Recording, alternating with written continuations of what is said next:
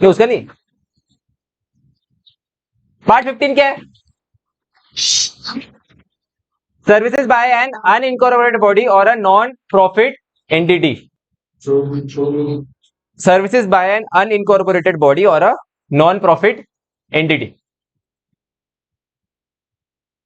करे शॉर्ट, क्या हो गया समृद्धि? चलो पहला क्या है? Services by an unincorporated body और a non profit entity registered under any law for the time being in force to its own members by way of reimbursement of charges और शेयर ऑफ कंट्रीब्यूशन। पहला कौन सा body दिया है? Trade union. क्या बोल दिया? Trade union. ट्रेड यूनियन मतलब क्या?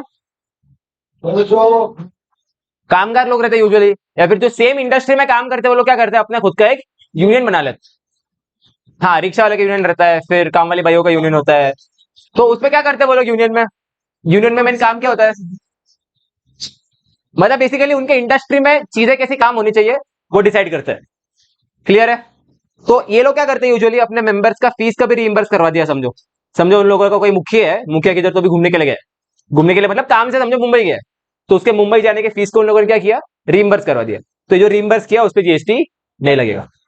Second, for the provision of carrying out any activities which is exempt from the levy of GST. अगर वो ट्रेड यूनियन ऐसा कुछ काम कर रहा है जिसपे जीएसटी लगता ही नहीं, समझो ट्रेड यूनियन कुछ एग्रीकल्चर के ऊपर काम कर रहा है जिसपे जीएसटी नहीं लगने वाला है, तो वो ट्रेड यूनियन के मेंबर्स का अगर कुछ फीस रिइंबर्स होता है, कुछ चार्जेस रिइंबर्स होता है, तो उस पर भी जीएसटी नहीं लगेगा। और लास्ट क्या है? Amount of 7,500 per member, sorry, per month per member for sourcing of goods or services from a third person for the common use of its members in a housing society or a residential complex. Maintenance सुना है क्या? Maintenance, ये वाला। तो अगर maintenance charges is less than और equal to 7,500 per month, उस पे जीएसटी नहीं लगेगी। मेंटेनेंस चार्जेस अगर 7,500 से कम है, less than equal to 7,500 per member per month, उस पे जीएसटी नहीं लगेगा।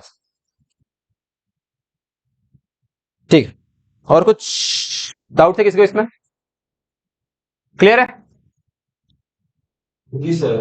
Next, services provided by an unincorporated body or a non-profit entity registered under any law for the time being in force engaged in activities relating to welfare of industrial or agricultural labor or farmers।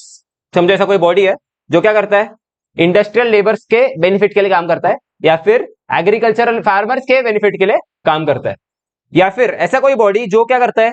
Trade, commerce, industry, agriculture, art, science, literature, culture, sports, education, social welfare, charitable activities या फिर protection of environment को promote करता है। ऐसा कोई body है जो इन सब चीजों को प्रमोट करता है, यूजुअली सेक्शन 80 होता है वो। ऐसा कोई बॉडी है जो इन सबको प्रमोट करता है, और अगर तुम लोग उसका मेंबर बनने जा रहे हो, और अगर तुम्हारी मेंबरशिप फीस पूरे साल की 1,000 रुपए से कम है, तो उस मेंबरशिप फीस पे जीएसटी नहीं लगेगी। इन बॉडी के मेंबरशिप फीस अगर 1,000 रुपए से कम है, तो उस मेंबरशिप फीस पे जीएसटी नहीं लगेगा।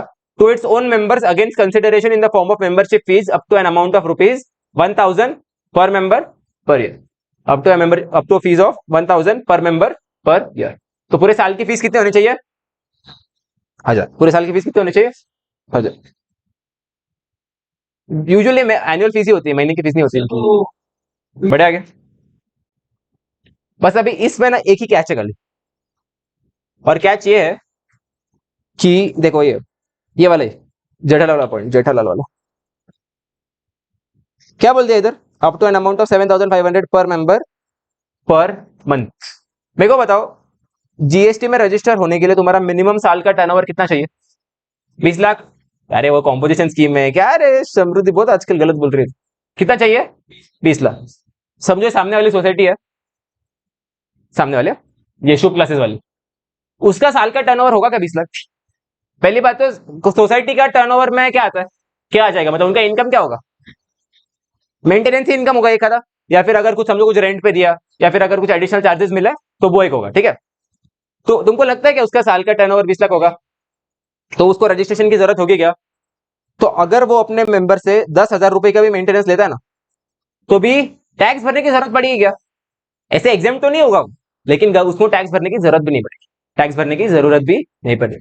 तो इसमें कैच वही है कि तुमको क्या करना पड़ेगा, वो रजिस्टर्ड वेलफेयर एसोसिएशन या फिर हाउसिंग सोसाइटी का तुमको क्या करना पड़ेगा, उसका टर्नओवर भी देखना पड़ेगा, उसका टर्नओवर भी देखना पड़ेगा। तो इसलिए ये पॉइंट दिया, पढ़ो ये point. In case of cooperative housing society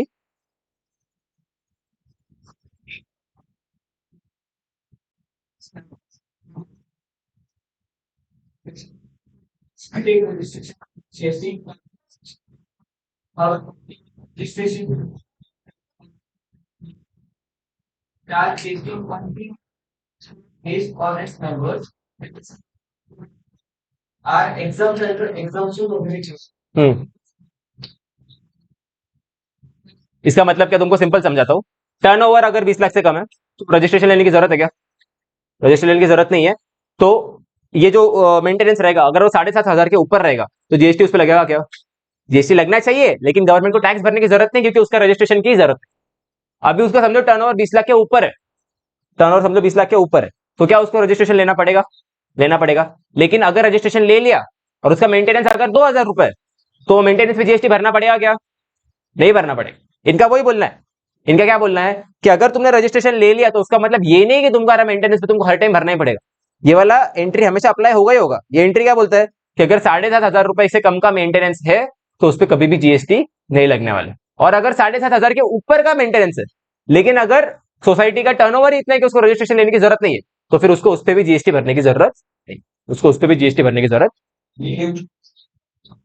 20 lakh के ऊपर चाहिए, मतलब बेसिकली कब जीएसटी आएगा? 20 लाख के ऊपर टर्नओवर और 7,500 के ऊपर का मेंटेनेंस, सिर्फ तभी जीएसटी आएगा, बाकी टाइम पे एग्जाम्प्ट रहेगा। क्लियर है? ये इंपॉर्टेंट एंट्री काफी, इस पे क्वेश्चन पूछे जाते हैं।